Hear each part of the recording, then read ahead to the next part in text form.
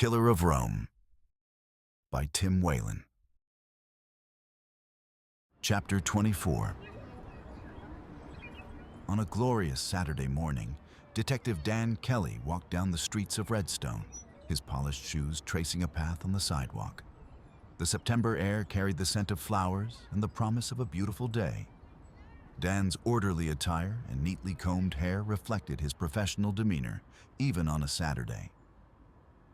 A kid on a red and white Schwinn sped past, barely missing him. "Watch out!" Dan called out a friendly warning, and the boy circled back, grinning sheepishly. They talked for a minute about bicycle safety, with Dan tousling the boy's hair before sending him on his way. As Dan approached St. Mary's Catholic Church, a wave of dear memories washed over him. This humble building had been a constant in his life since he and Kate left their Missouri farm with their parents 22 years ago to settle in Redstone. Back then, everything had been new and strange, but St. Mary's soon became a cornerstone in their new home. Over the years, the church had been the setting for many pivotal events in their lives. Dan's parents were now gone, but the church remained a steadfast presence at the center of his and Kate's world. During his darkest days in Italy during the war, thoughts of this little church had brought a smile to Dan's face, a reminder of the life and loved ones awaiting his return. Funeral masses for each of his parents were held here. It was here that Kate and Bobby exchanged their vows and where their daughter, Allie, had been baptized.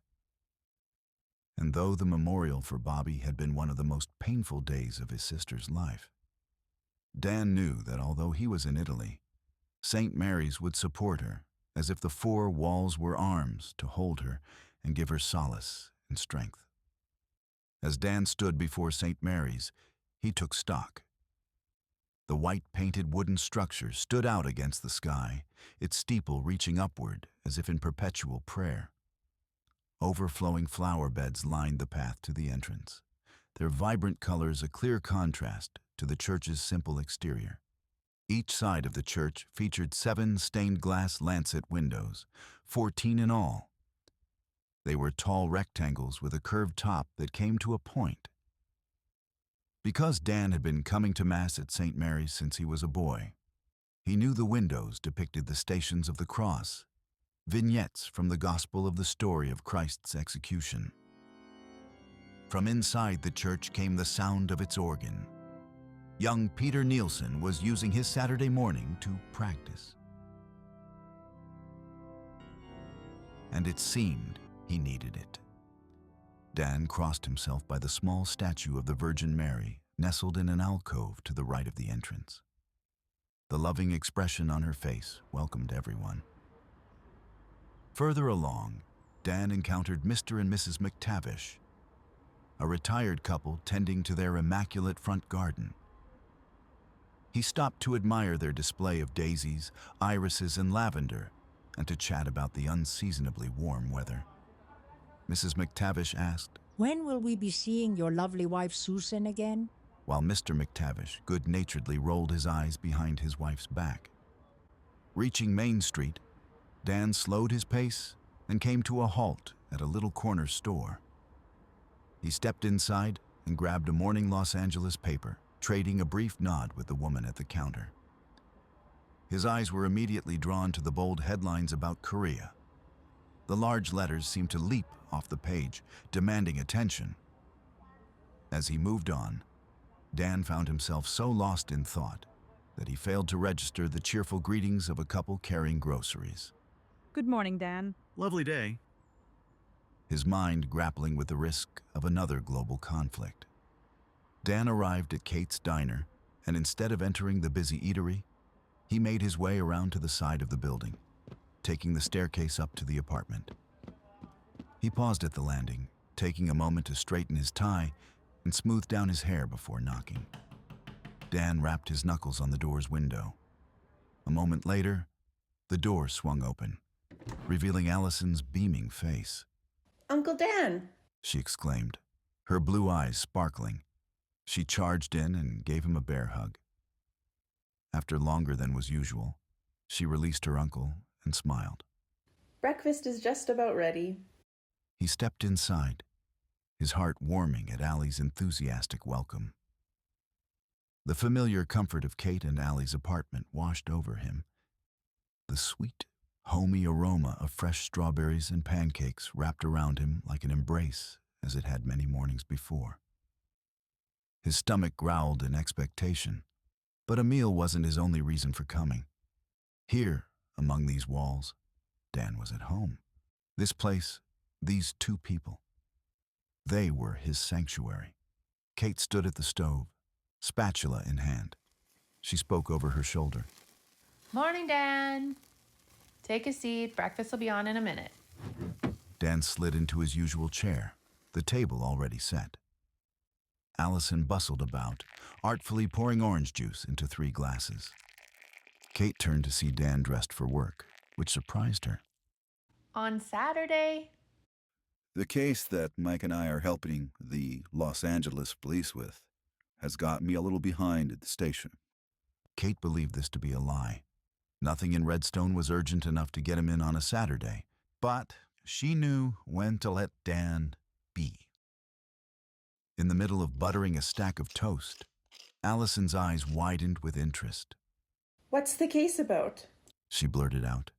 As soon as the words left her mouth, Allison's face fell, realizing she had crossed a line. Her cheeks flushed with embarrassment.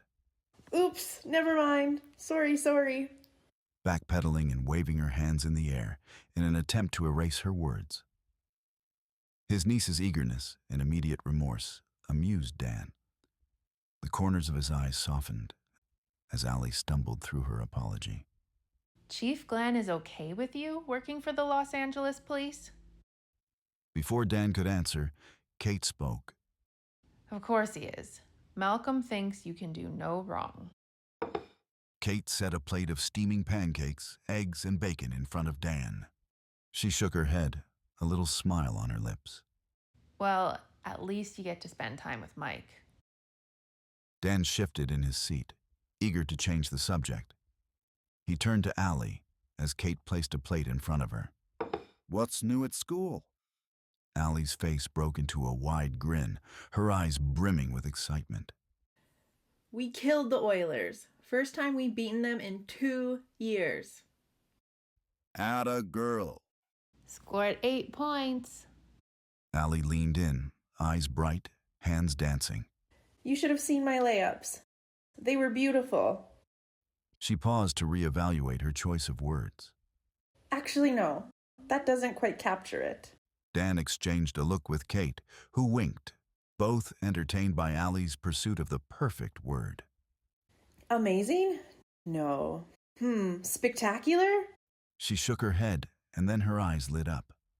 Astounding. That's it. They were absolutely astounding. Kate chuckled, charmed by her daughter. Yes. Isn't English a fascinating language? It really is. Did you know English has more words than any other language? Over 500,000. Kate shared a playful look with Dan. Where did you get that, sweetheart? Allie sat up, a bit straighter. Mr. Peterson mentioned it in English class. He says that's why it's essential to expand our vocabulary. We're taking Romeo and Juliet. Did you know that Shakespeare invented over 1,700 words? Like eyeball, bedroom, and swagger. Shaking his head, Dan laughed. I had no idea. You're full of surprises this morning, Allie. Chapter 25. As Dan walked to the Redstone police station, the warmth of breakfast and family still clung to him. He pushed through the swinging doors, hit by the familiar smells of stale coffee and aging paper. Early on a Saturday, 50-year-old Phil Kress was the sole officer at the station. He was pinning up wanted posters. The older man broke into a smile. Morning, Dan. Morning, Phil. The LAPD let you out? Phil asked, his tone light. Can they get by without you? We can only hope, said Dan with a smile. Dan stopped at his office door, running his fingers over the painted letters on the glass panel that said, Detective Dan Kelly. The comfortable sight reminded him of his place in this small town, far from the brutality he'd witnessed in Italy and now in Los Angeles. With a deep breath, Dan pushed open the door and stepped inside. The musty scent of old case files and polished wood filled the air. He hung his hat on the coat rack, his movements automatic as his mind wandered back to the details of the case. An hour later, Dan rested in his chair, rubbing his tired eyes. The files of Amy Carson and Susie Duke lay spread across his desk, a grim collage of photos and clinical reports. He had been poring over them, searching for any connection, any detail that might shed light on the killer's identity or motive. His suit jacket hung over the back of his chair, and his loosened tie felt like a noose around his neck. Dan reached for his coffee mug, setting it back down with a dull thud. A face flashed before his eyes as he shuffled through the papers again. It wasn't one of the dead Los Angeles women. It was Maria Albano's, staring blankly. Dan shook his head, trying to dispel the picture, but it clung stubbornly to the corners of his mind. He reached for his favorite mug once more, wishing for the rush of hot coffee to clear his thinking. The mug was white, with an image of the Colosseum and the word Rome printed on it in blue. From repeated washings, the blue had faded, but he could still make out the ancient amphitheater, and with it, the memories came. As he closed his eyes, the light of his office melted away. The stale smell of old files gave way to the aroma of strong Italian coffee. The hard wooden chair beneath him transformed into an equally hard one made of wrought iron.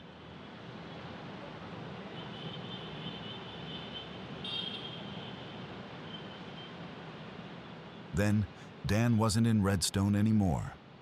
He was back in Rome in 1946, sitting with Mike at a table outside a cafe on a sunny afternoon. They had been waiting for Captain Formato for about 20 minutes. The autopsy of Maria Albano should have just wrapped up, and hopefully it would produce useful information, a clue, a sign pointing to the killer.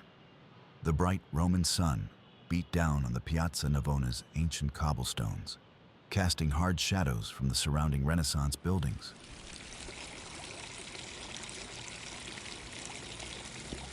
In the square's center, the fountain of the Four Rivers sparkled, its marble figures eternally frozen in their dance as water cascaded over weathered stone.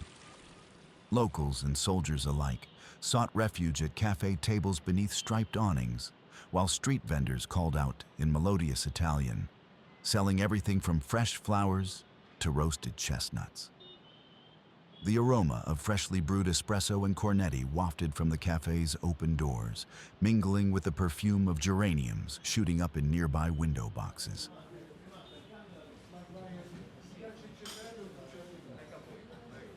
The steady hum of chatter in Italian and several visiting tongues filled the air, punctuated by the occasional burst of laughter or the sharp clink of espresso cups against saucers. Dan absently stirred his cappuccino, watching the foam swirl in the cup. Across the table, Mike fidgeted with his napkin, his eyes darting between his watch and the street. A waiter in a starched white shirt and green apron approached their table, Un altro cappuccino, signori? motioning to their nearly empty cups. Dan declined, offering a polite smile, No, grazie. in an accent perfectly matching his American Army uniform. As the waiter disappeared, Dan surveyed the street. Tourists ambled by, cameras dangling from their necks, while locals navigated the sidewalk with accustomed ease. A group of nuns in their stark habits passed, their quiet deliberations inaudible above the city's din. Mike was upbeat. You think Formato will have something promising? Dan shrugged, his eyes still on the street. We can only hope. Two Roman policemen rounded the corner. The clownishly polite Captain Formato, a man in his 40s who wore his manners like a shield, marched toward them. Officer Monty, a younger man with an eager-to-please demeanor, trailed behind. Formato extended his hand, his polished smile firmly in place. Daniel, Michael, it is good to see you. The Italian officer said. Dan stood, shaking the offered hand. As always, Roberto. What can you tell us? The two Italians sat at the table with Dan and Mike. The waiter, recognizing Captain Formato, hurried over and took their orders for espressos. A moment later, Formato's smile faded as he launched into his report. Dr. Perilli has confirmed the cause of death was the sword. We have found there are no fingerprints on it. Washed clean. He made a quick motion with his hands, brushing each one off. This news held no surprises. Despite the obvious chaos of the murder scene, the killer had the presence of mind to wipe the sword. The type of sword was common among senior officers of the Wehrmacht. I'm sure you know this. It is ornamentali. Ornamental. Mike said. Sì, esattamente. Several residents of the apartment remembered the sword hanging on the wall. Maria was proud of this prize. Dan's mind raced, piecing together the information. He hesitated before asking the question he dreaded most. The mutilation? Formato's expression grew serious. Ah, yes. Dr. Perilli believes it is not without purpose, while much was asportato. Removed, he thinks the purpose was to take the utero. Dan knew enough Italian to know that utero meant uterus. The Italian policeman's smile melted away, replaced by caution. Formato paused, his eyes darting between Dan and Mike. Do you have any evidence to work on? Dan asked, breaking the awkward silence. How can we assist you? Formato's head rolled subtly from side to side, his discomfort clear. The bustling cafe around them seemed to fade into the background as an air of nervousness settled on them. The waiter dropped off 2 espressos. After an uncomfortable moment, Formato raised his hands, gesturing discreetly toward Dan. His eyes and a slight shake of his head conveyed a nonverbal request for a private talk. Dan caught the hint. He glanced at Mike, who understood his presence was not needed for what came next. Mike, why don't you grab us some pastries? Mike stood up, Sure thing. heading toward the cafe's entrance.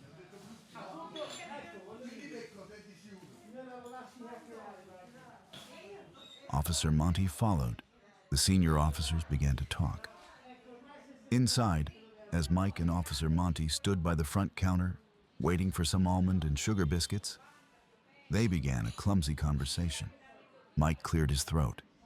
So, Officer Monty, how long have you been with the Carabinieri? Monty's eyes widened, seemingly surprised to be addressed and anxious to work on his English. Oh, 3 years now, Tenente Fioranti. He said in a stammer, his English halting. They lapsed back into silence. Through the open door, they watched Dan and Formato engaged in an earnest discussion. Then, Mike saw Dan rock back in his chair, frustration evident. Formato's cheerful manners failed him as he energetically tried to smooth things over. After another moment, Dan's shoulders drooped as he surrendered to the priorities of the Carabinieri. Formato clapped him on the back. Mike, taking this as his cue, emerged from the cafe carrying a plate of amaretti cookies with Officer Monty in tow. After Mike put his plate down, Formato's smile grew.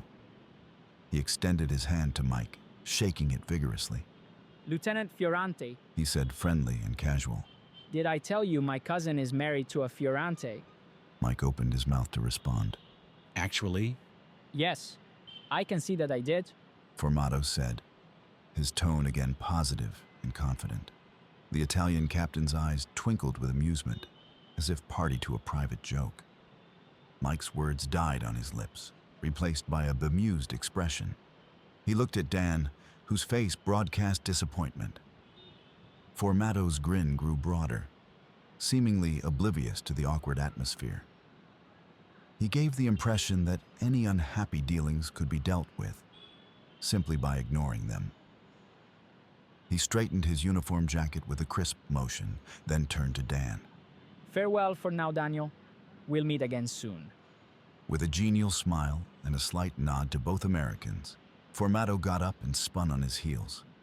Officer Monty scrambled like a puppy to follow him, stopping only to grab one of the Amaretti.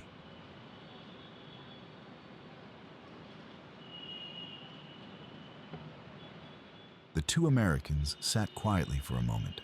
Dan slumped a little in his chair as he turned to Mike. He inhaled slowly, closed his eyes, and shook his head wearily. They're not gonna do a damn thing, Dan muttered. Mike had already figured as much. For Dan, despite the crowds milling about, the square was desolate and empty.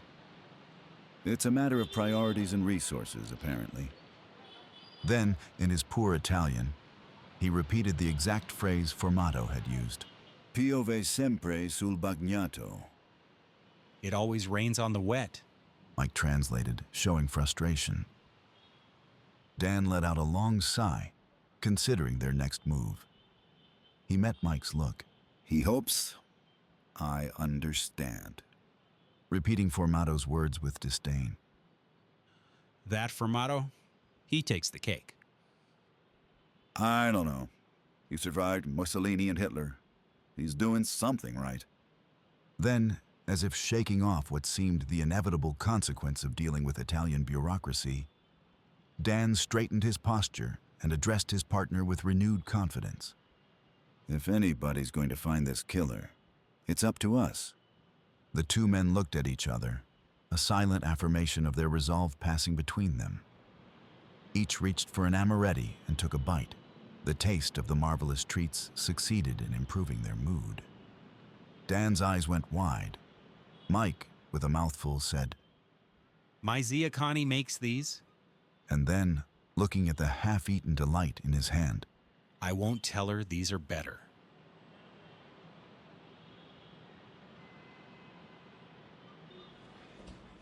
Dan's mind continued to the following afternoon in 1946, when he entered the office of Colonel Dubois, his superior during the Rome occupation. Dan Kelly was greeted by barely controlled confusion. The large space was crammed with wooden desks, each one buried with paperwork and each one staffed by either a military man or civilian woman. The air buzzed with the sounds of shuffling papers, muted voices, and the occasional ring of a telephone. Making his way through the room, he caught the eye of the colonel's secretary. She gave him a quick nod and waved at the colonel's door. He returned the secretary's acknowledgement with a quick smile, appreciating her efficiency. Taking a deep breath, Dan reached for the doorknob and entered Colonel Dubois' private office. He was greeted warmly. Dan. Colonel Dubois' face lit up with a broad smile. Colonel Dubois. Rick. It was a collegial tone. The colonel rose from behind his desk. His stocky frame and ruddy complexion were in contrast to the fresh military uniform he wore. His thinning red hair was neatly combed, but Dan could sense the weariness in the 45-year-old. Have a seat, Dan. Motioning to a chair in front of his desk. It was clear that Dubois was an administrator at heart, more in tune with logistics than combat. Dan wondered how a man who had run the highways department in Missouri had ended up in this office in Rome, so far from home. Then he remembered he was just as far from Redstone.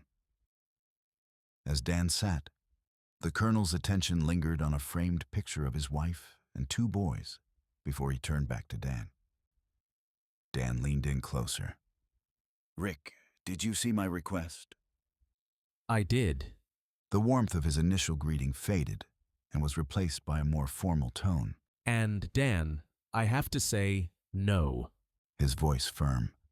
Dan opened his mouth to speak, but Colonel Dubois raised a hand, cutting him off before he could utter a word.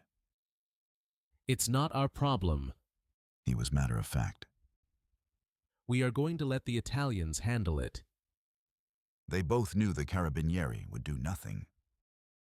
As Colonel Dubois dismissed his concerns, Dan became increasingly frustrated. He eased back in his chair. The killer is almost certainly one of ours. The locals, they can't afford what these girls charge. Dubois hesitated, his expression tightening. That may be. He's one of ours. Pressing on, cutting off the colonel.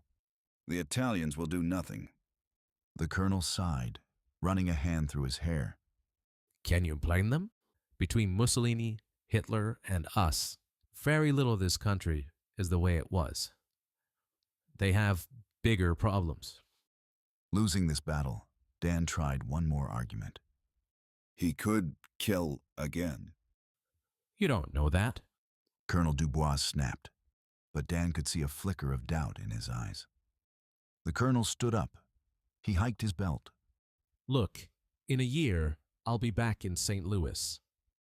You'll be back in California, and our guy, if he is, in fact, our guy, will be home.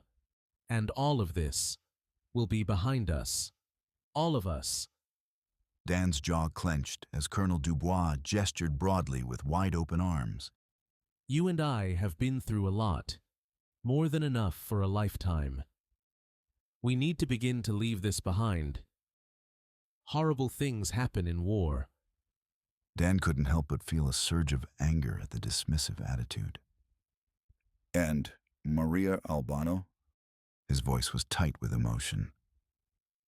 Casualty of war. Dubois declared the hard truth. Dan saw a seed of doubt in Dubois' eyes, buried before it could surface.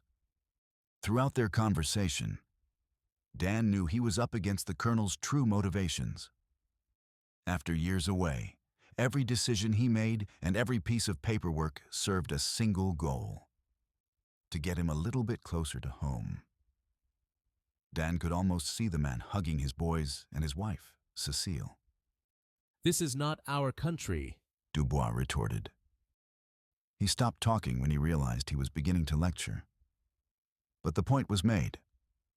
Dubois moved behind his desk and picked up several file folders, waving them as evidence that there was a lot going on. Sorry. His voice dropped back to normal. Last month, we had a general strike. All of Italy shut down. The intent in the colonel's voice was unmistakable, and Dan could feel his chance to catch the killer, to do the right thing, slipping away. The black market is out of control. You know that. The colonel's eyes bored into Dan's. Washington believes there is a real chance the Italians could elect the communists next year. Communists! Dan had seen firsthand the devastation of war and the fragile nature of peace. The thought of Italy falling to communism worried him tremendously. The war was over, but the underlying geopolitical stresses continued to churn. The Russians only became America's allies when Hitler double-crossed them and attacked them. Up until then, Stalin had been fine with the way Hitler operated. What did that say about Stalin? What did it say about the future? It was clear Colonel Richard Dubois was done with this talk. Nobody cares about a dead whore. We're moving on. We've got bigger problems. As Dan tried to interject again, the colonel held up his hands. I'm right. On this one. To emphasize his point, Dubois held up two index fingers like spears in the air. Either way, it's my decision. The colonel cocked his head, waiting for Dan's response. Dan read the moment and knew that pushing anymore would be futile. Then he reluctantly accepted the decision of his superior. With the discussion over, Colonel Dubois broke into a smile. Chapter 26.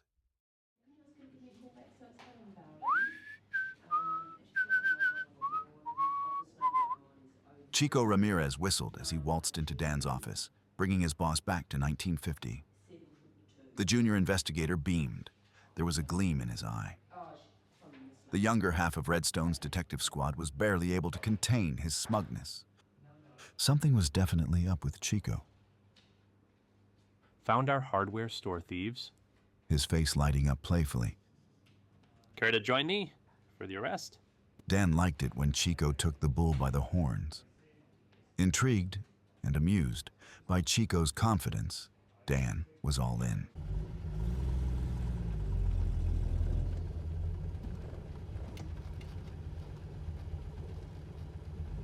They climbed into a patrol car and headed out of Redstone, the view shifting from quiet streets to rolling hills and modest farms.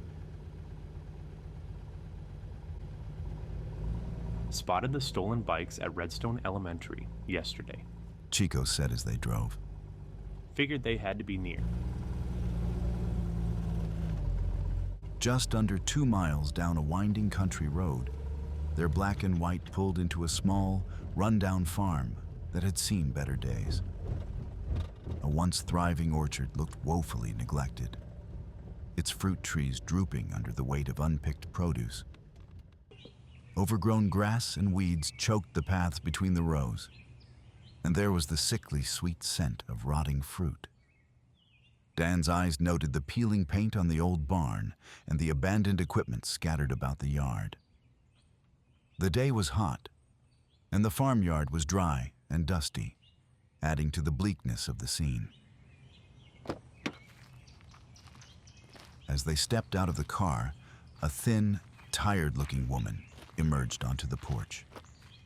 Her faded floral dress hung loosely on her slender frame, her graying hair pulled into a messy bun. Dan could see deep lines around her eyes and mouth. She wiped her hands nervously on a threadbare apron. While they drew near, her anxious gaze flickered back and forth, studying each man with wary interest. Mrs. Patience Peters? Chico called as he and Dan walked toward the woman. She warily indicated agreement. That's me. What can I do for you, officers? I'm Detective Ramirez. This is Detective Kelly. Ma'am, we're here about some stolen property. Chico said clearly while holding out his badge. Patience's entire body seemed to sag. Knew it was something like that. By way of explanation, she offered, Will left 18 months ago. Things have been hard. She turned toward the house and yelled, Frank, Carrie, come out here now. She looked at Dan, her eyes clouded with shame and fatigue. Of course, she knew the bikes were stolen, but what could she do? Survival had become an endless struggle, each day a battle to keep her family fed and sheltered. Her burdens seemed to bear down on her as she met the detective's look, silently pleading for understanding amidst the harsh realities that were her life. 2 children, a boy of about 11 and a younger girl, shuffled onto the porch. These are my children, Frank and Carrie. The children were scared and nervous. Patience was resigned as she spoke. Get the officers the bikes. As they walked away, Dan saw a bandage on the boy's right arm, the wound it covered undoubtedly from the break-in. The children vanished into the barn for a moment, the sound of their footsteps lost inside. When they reappeared, they were wheeling out 2 shiny bicycles that seemed out of place in the worn farmyard. Carrie, her blonde pigtails swinging as she moved, looked up at Dan with nervous eyes. Her lower lip trembled slightly as she asked, Are we going to jail? Her small hands gripped the handlebars of her bike tightly. Dan could see the conflict in the girl, guilt and fear that no child should have to experience. Dan's heart clenched. He crouched down to her level to talk to her. But before he could say anything, Chico spoke. The rifles? Prompting an additional response, Frank pointed toward a dilapidated shed. In the barrel in front. Patience visibly paled at the mention of guns. Her already fair complexion turned ghostly. Dan's stomach knotted as he watched her color drain away. Dan moved swiftly to retrieve the weapons, his trained eyes rarely leaving Patience's face. He found 2 Winchester .70 rifles. Carrie piped up. They're for shooting rabbits. Frank's not very good, though. He only got one, and there wasn't much meat on it. Her brother elbowed her sharply, hoping she would stop talking. Chico was stern as he addressed the children. You won't be going to jail, but you'll have to pay for the damage at the hardware store and any ammunition you used. Dan frowned, knowing full well this family couldn't afford it. They don't have 2 nickels to rub together. I have an idea how you can pay it off and maybe keep the bikes. The children's eyes grew wide with hope. Yes, please. Carrie exclaimed. It is a long walk to town. You know the Redstone record? When they made it clear they understood, he smiled. Talk to the editor, George Ramirez. He'll pay you to deliver papers on Wednesday and Saturday mornings. You'll have to get up early. As Chico's plan became clear, Dan's approval became obvious. The kid had done well. Now Frank and Carrie were excited, their eyes sparkling with newfound hope as Chico talked to Frank. The detective's kind smile grew warmer as he spoke. And Mr. Bishop, you know, the man you stole from? Well, he's been looking for a delivery boy to help out after school. We'll put a big basket on your bike. How does that sound? Are you interested?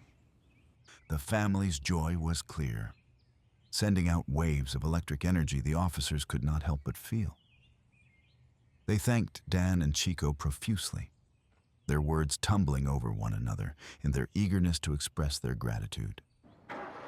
As the police car pulled away from the little house and its 3 inhabitants, the sound of rubber on gravel mixed with the Peters family's animated chatter. Patience's voice carried on the warm September breeze as she and her children followed the car out. Her words, filled with genuine emotion, chased the departing officers. God bless you. You're true angels. Both of you. In the car, Dan couldn't stop grinning at his partner. This is really good police work, Chuck. Nicely done.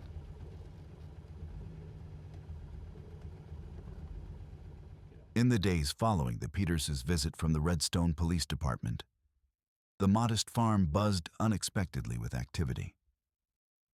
Kate and Father Ted were the first to arrive, her car laden with casseroles and stews from her diner, as well as bread from Tilly's bakery. As she unpacked the meals in the kitchen, the homey scents flooded the air. The unexpected kindness overwhelmed Patience. Her eyes welled up. A short while later, Patience found herself face to face with Father Ted. She was surprised and a little confused to see a priest on her doorstep. We aren't Catholic. Ted's kind smile and easy ways completely disarmed the struggling mother. My mother was a Jew, Ted said with a wink. We are all God's children. His words touched something deep within Patience. She unburdened herself, pouring out her troubles to the gentle giant of a priest. It was just the beginning of help from the people of Redstone. Chapter 27. The murderer pulled up opposite the Ocean View Motel. Its azure exterior and glowing signage stood out starkly against the run-down businesses that lined the seaside road. The killer's eyes scanned the building, noting with approval the motel's well-maintained potted palm trees and freshly painted trim. This would be a suitable place for Nancy. Nancy would arrive at 8 p.m., 4 hours from now. There was ample time to prepare the room for her. The scene would be set with champagne, glasses, a note, and music to help keep her unaware. The killer reached for the bag on the passenger seat, fingers brushing against the cool champagne bottle and the other items needed to set up the killing. Opening the car door, the salt-tinged breeze carried the distant sound of crashing waves.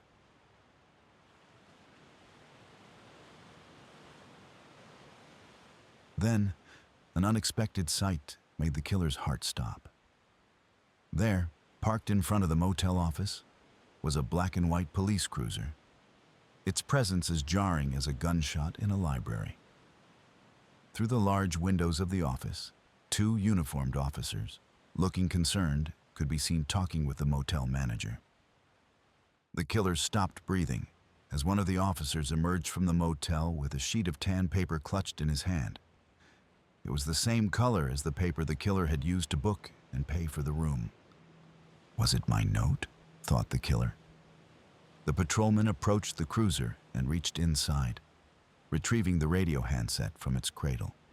While he read from the paper, his free hand clicked the handset's send-receive button. The officer could not be heard at this distance. At that moment, the killer's precisely laid plans fell apart. The situation had changed for the worse. The killer's heart pounded, full of uncertainty as the car eased away from the motel.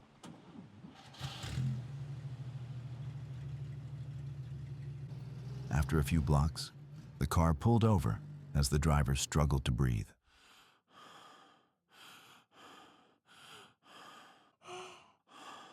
What now? Nancy Sanchez was due to arrive in just 4 hours. And if she showed up with police around, it would ruin everything. The carefully constructed guise of normalcy the killer had maintained would crumble under police questioning. The killer's throat constricted as the full weight of the danger bore down. With eyes closed, the killer took deep, calming breaths.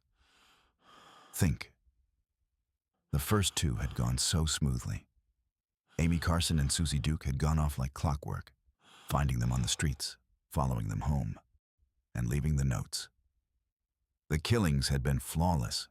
Even Candy Floss, who'd thrown a wrench in things by not showing up at the hotel, had ultimately been dealt with. Candy was found in her apartment, incoherent from whatever she was on. In the end, finding Candy in that drugged-out state had made her killing easier.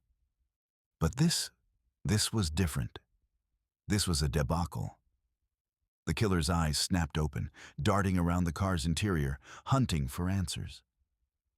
Something had to be done now. Time was short.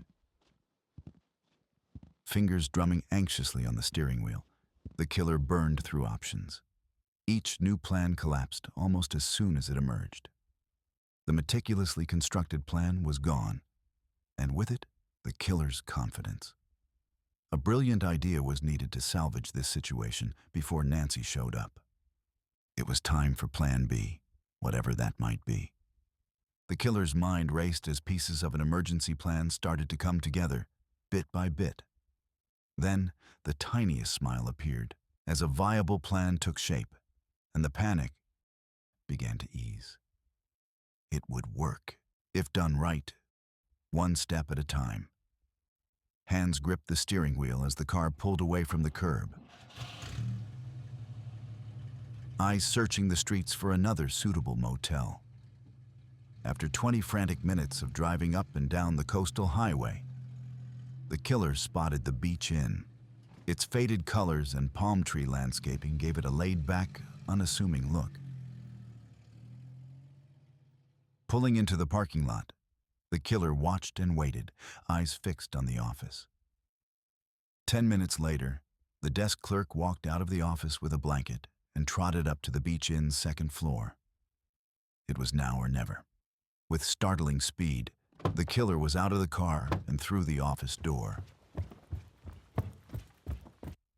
In a blur of motion, the killer slipped behind the counter, snatched the keys to room 202 from their hook, and replaced them with 2 keys from the bunch on the hook marked Made.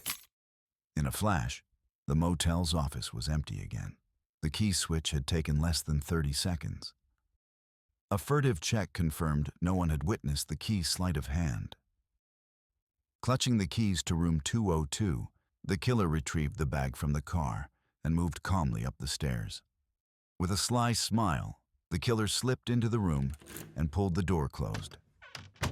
This will work. The plan was back on track. About an hour later, and 2 miles away, Frank Abbott got back into his cab, setting his coffee and donut into a small cardboard box beside him on the bench seat. His eyes landed on the 2 envelopes resting on the cracked vinyl upholstery. Cabby was printed in a neat hand on one, while the other bore the name Nancy Sanchez. He froze for a moment, then looked around. Who had left the notes? He searched both sides of the street looking for someone who didn't belong. Frank saw no one. He let out a sigh and gave a small shrug. Frank picked up the envelope addressed to him. He turned it over in his big, soft hands, feeling the weight and texture of the stationery.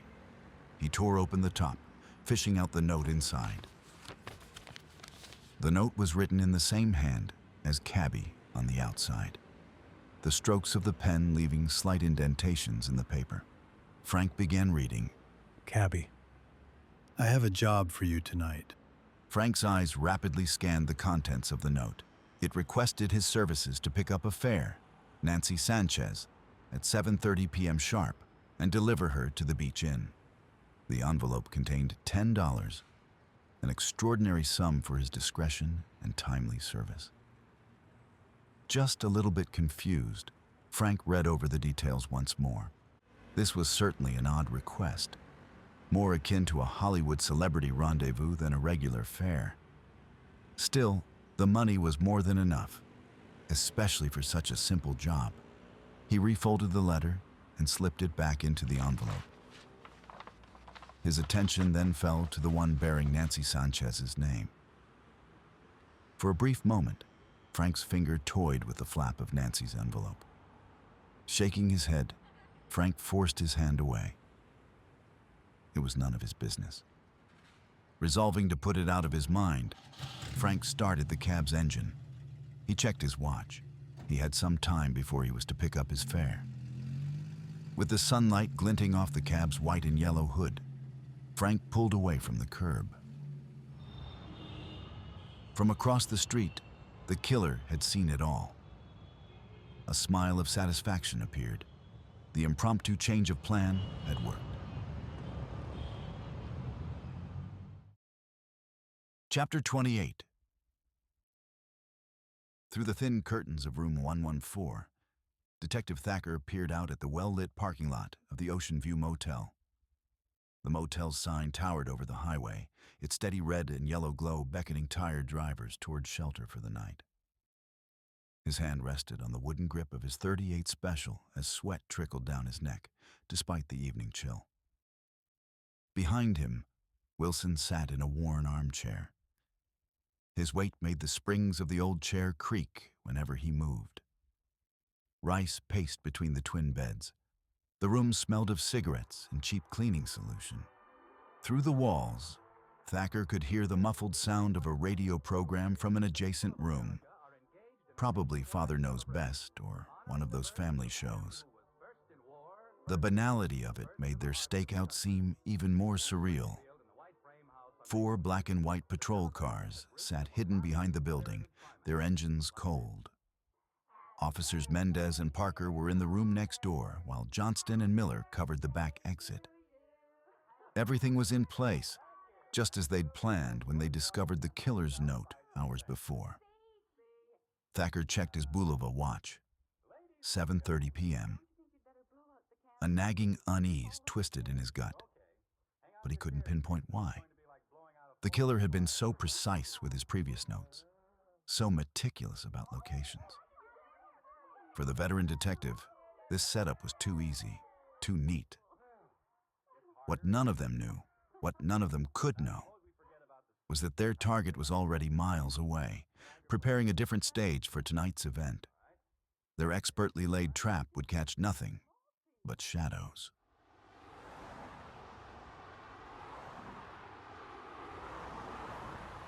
The Beach Inn stood at the edge of Los Angeles, where the sprawling city gave way to the vast expanse of the Pacific Ocean.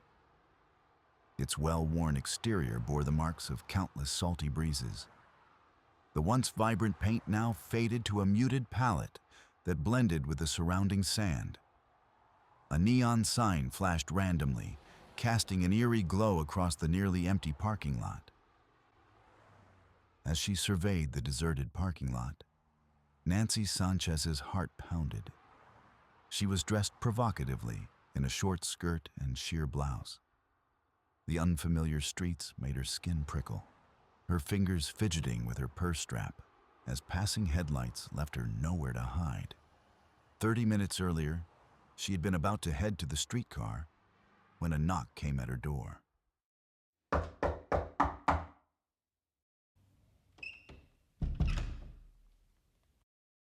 Hello? Hi, are you Nancy?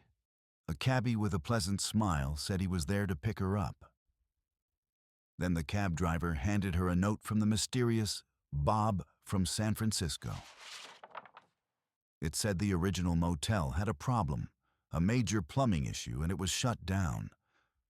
Bob hoped it would be okay if the cab driver took her to a different motel. It seemed a little strange to Nancy, all this cloak and dagger stuff. But it wasn't even the strangest thing a man had asked her to do that week. Besides, the cabbie seemed on the up and up. But as she stood outside the beach inn, she went over it all in her head.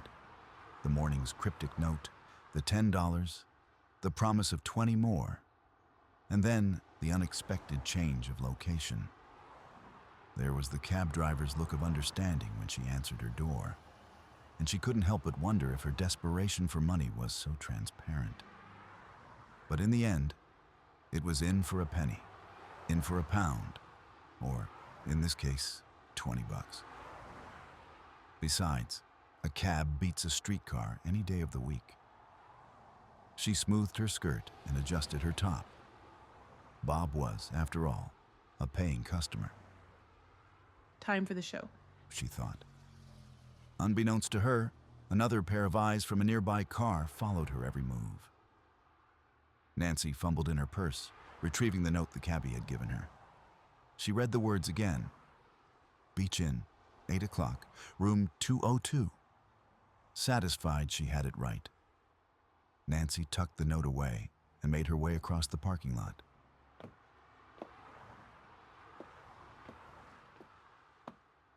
Her heels clicked firmly on the worn concrete steps as she ascended to the second floor. Standing before room 202, she hesitated for a moment before knocking firmly on the door. No response. Nancy knocked again, more insistently this time. Still, no response came from within. For a moment, confusion and disappointment crossed her face as she realized her date wasn't there. Then, remembering the note's instructions, she bent down and lifted the frayed doormat, revealing a key underneath. As Nancy inserted the key into the lock, the killer checked the time. It was 8:05.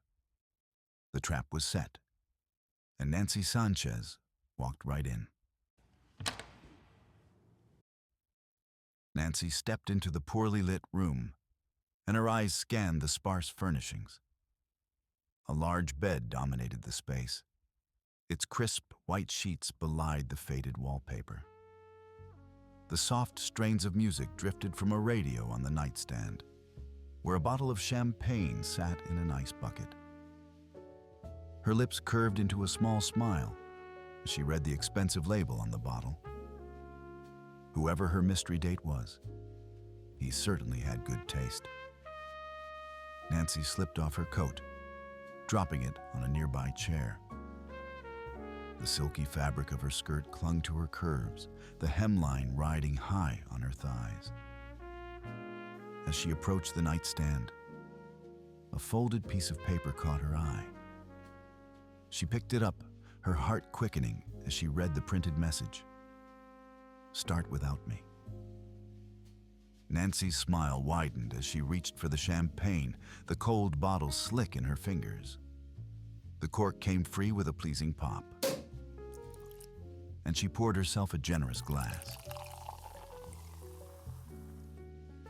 As she raised the tall glass to her lips, Nancy couldn't shake the feeling that something was a bit off.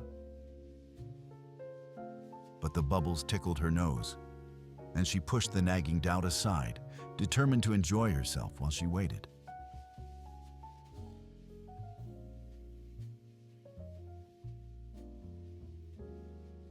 The killer sat motionless in the front seat, eyes on the entrance to room 202. The wristwatch ticked forward, and the minutes crawled by at a snail's pace. 8:10. 8:15. As the day's light faded over the ocean, the light on the asphalt shifted from yellow, then orange, then a deep red, before finally surrendering to the night. The murderer's eyes tightened at 10 minutes to 9. It was time. With a deep breath, the one who had lured Nancy Sanchez here got out of the car and moved purposefully across the empty lot, with only an erratic neon sign to take any notice at all. Soft-soled shoes muffled the killer's footsteps on the stairs leading up to the second floor. Outside room 202, cocked ears listened for any sounds. When satisfied, no one was moving. A key was slid silently into the lock. The door to room 202 opened, and death walked in. Except for some after-dinner music coming from the radio, room 202 was peaceful. Nancy's curved form lay on its left side, her chest rising and falling with slow, even breaths. The half-full champagne bottle stood watching from the nightstand, an indifferent witness to the evening's events. The door was locked.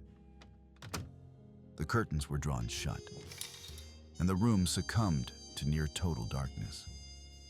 Fumbling a bit, the killer reached for the lamp on the bedside table and turned it on, spilling warm light into the small space and illuminating Nancy's sleeping face. The killer took in every detail. The slight smudge of lipstick at the corner of her mouth, the way her dark hair fanned out across the pillow, and Nancy's left wrist dangling over the edge of the bed. The killer set a case down without making a sound. It sat on a small round table 6 feet from the bed. So focused on the immediate task, subtle changes in Nancy's expression went unnoticed. As the light from the lamp pierced through her closed eyelids, they fluttered imperceptibly. The room was nearly silent, save for soft music and Nancy's steady breathing, creating an eerie calm before the impending violence. After putting on latex gloves, the killer extracted a hypodermic syringe, a vial, and a polished chef's blade, its edge sharpened to lethal perfection. The syringe was filled from the vial, and the killer took a small step toward the bed, ready to inject a killing solution into the visible left arm. Eyes fixed on Nancy's sleeping body, ready for any sign of movement. Another step, and then another. Death was mere feet from the bed when Nancy's eyes opened briefly. Nancy's eyelids fluttered again, more noticeably this time. The killer froze mid-step, muscles tensed, ready to spring into action. Time seemed to slow as Nancy struggled against the effects of the drugged champagne. Her eyes opened weakly, unfocused and confused. Nancy blinked slowly, trying to make sense of her surroundings. The killer remained motionless, not daring to breathe, waiting to see if Nancy would fully wake. As quietly as possible, the syringe was put down and the knife picked up. The knife was heavy in the killer's hand as panic began to rise. Strike now? While Nancy is disoriented? Wait to see if she falls asleep? I have to decide now. Right now. Nancy's eyes widened in shock as a rubber-gloved hand clamped over her mouth, stifling a gasp of terror in her throat. Despite the cocktail of alcohol and drugs coursing through her system, she mustered every ounce of her dwindling strength to resist. Her mind raced, trying to make sense of the evil reality now on top of her. She saw the cold steel blade hovering ominously above her. She pushed the killer's hand away with a desperate jerk, her eyes locking onto the face of her assailant. She managed to choke out, "You!" The hand returned to Nancy's mouth, this time with a ferocity that left no room for protest. Nancy's eyes bulged as she attempted to scream. Her body writhed in a futile effort to escape the inevitable. The hand held firm, the grip unyielding as the knife, glinting with malicious intent, was raised high above Nancy's panic-stricken face. With a sickening thud, the knife plunged into Nancy's chest, piercing the fabric of her blouse and sinking deep into her flesh.